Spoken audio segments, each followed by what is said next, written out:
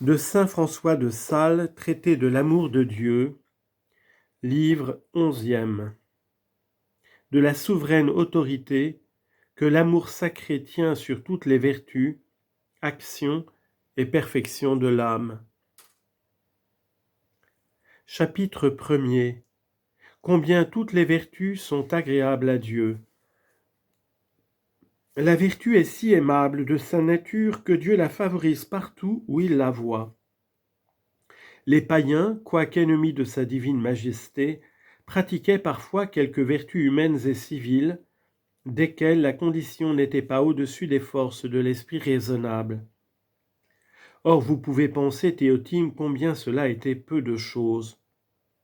Certes encore que ces vertus eussent beaucoup d'apparence, si est-ce qu'en effet elles étaient de peu de valeur, à cause de la bassesse de l'intention de ceux qui les pratiquaient, qui ne travaillaient presque que pour l'honneur, ainsi que dit saint Augustin, ou pour quelque autre prétention fort légère, comme est celle de l'entretien de la société civile, ou pour quelque petite inclination qu'ils avaient au bien, laquelle ne rencontrant point de grande contrariété, les portait à des menues actions de vertu, comme par exemple à s'entre-saluer, à secourir les amis, à vivre sobrement, à ne point dérober, à servir fidèlement les maîtres, à payer les gages aux ouvriers. Et toutefois, quoique cela fût ainsi, mince et environné de plusieurs imperfections, Dieu en savait gré à ces pauvres gens et les en récompensait abondamment. Les sages femmes auxquelles Pharaon donna charge de faire périr tous les mâles des Israélites étaient sans doute égyptiennes et païennes. Exode 1,15. Car s'excusant de quoi elles n'avaient pas exécuté la volonté du roi, les femmes hébreux, disaient-elles, ne sont pas comme les égyptiennes, car elles savent l'art de recevoir les enfants, et devant que nous allions à elles, elles ont déjà enfanté.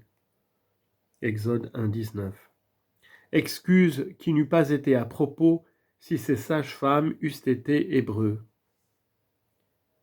Et il n'est pas croyable que Pharaon eût donné une commission si impiteuse contre les Hébreux à des femmes hébreux de même nation et religion, et aussi Joseph témoigne qu'en effet elles étaient égyptiennes.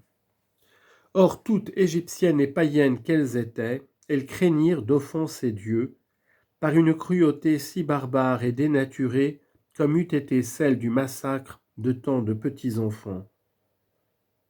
Exode 1, 21.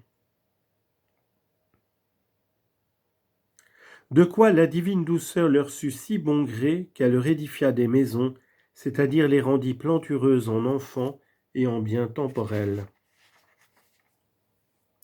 Nabuchodonosor, roi de Babylone, avait combattu en une guerre juste contre la ville de Tyr, que la justice divine voulait châtier. Et Dieu dit à Ézéchiel qu'en récompense il donnerait l'Égypte en proie à Nabuchodonosor et à son armée, par ceux, dit Dieu, qu'ils ont travaillé pour moi.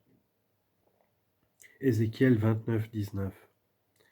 Donc, ajoute saint Jérôme au commentaire, nous apprenons que, si les païens même font quelque bien, ils ne sont point laissés sans salaire par le jugement de Dieu.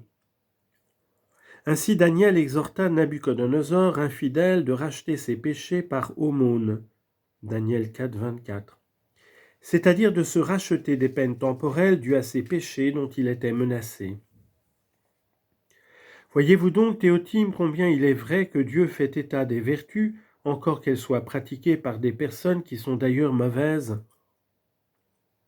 S'il n'eût agréé la miséricorde des sages-femmes et la justice de la guerre des Babyloniens, eût-il pris le soin, je vous prie, de les salarier? Et si Daniel n'eût su que l'infidélité de Nabuchodonosor n'empêcherait pas que Dieu n'agréât ses aumônes, pourquoi les lui eût-il conseillées? Certes, l'apôtre nous assure que les païens qui n'ont pas la loi font naturellement ce qui appartient à la loi. Romains 2, 14. Et quand ils le font, qui peut douter qu'ils le fassent bien et que Dieu n'en fasse compte? Les païens connurent que le mariage était bon et nécessaire, ils virent qu'il était convenable d'élever les enfants dans les arts, en l'amour de la patrie, en la vie civile, et ils le firent. Or je vous laisse à penser si Dieu ne trouvait pas bon cela, puisqu'il avait donné la lumière de la raison et l'instinct naturel à cette intention. La raison naturelle est un bon arbre que Dieu a planté en nous. Les fruits qui en proviennent ne peuvent être que bons, fruits qui, en comparaison de ceux qui procèdent de la grâce, sont à la vérité de très petit prix, mais non pas pourtant de nul prix, puisque Dieu les a prisés, et pour ceux a donné des récompenses temporelles. Ainsi que selon le grand saint Augustin, il salaria les vertus morales des Romains de la grande étendue et magnifique réputation de leur empire. Le péché rend sans doute l'esprit malade, qui partant ne peut pas faire de grandes et fortes opérations, mais oui bien des petites, car toutes les actions des malades ne sont pas malades, encore parle-t-on, encore voit-on, encore entend-on, encore boit-on. L'âme qui est en péché peut faire des biens qui, étant naturels, sont récompensés de salaires naturels. Étant civils, sont payés de monnaie civile et humaine, c'est-à-dire par des commodités temporelles. Le pécheur n'est pas en la condition des diables, desquels la volonté est tellement détrempée et incorporée au mal, qu'elle n'en peut vouloir aucun bien. Non, Théotime, le pécheur en ce monde n'est pas ainsi. Il est là, parmi le chemin entre Jérusalem et Jéricho, blessé à mort, mais non pas encore mort. Car dit l'Évangile, il est laissé à moitié vivant. Luc 10, 30. Et comme il est à moitié vif, il peut aussi faire des actions à moitié vives. Il ne saurait voirement marcher ni se lever, ni crier à l'aide, non pas même parler, sinon languidement à cause de son cœur failli, mais il peut bien ouvrir les yeux, remuer les doigts, soupirer, dire quelques paroles de plainte. Actions faibles, et nonobstant lesquelles il mourrait misérablement sur son sang, si le miséricordieux Samaritain ne lui eût appliqué son huile et son vin, et ne l'eût emporté au logis pour le faire penser et traiter à ses propres dépens. La raison naturelle est grandement blessée et comme à moitié morte par le péché.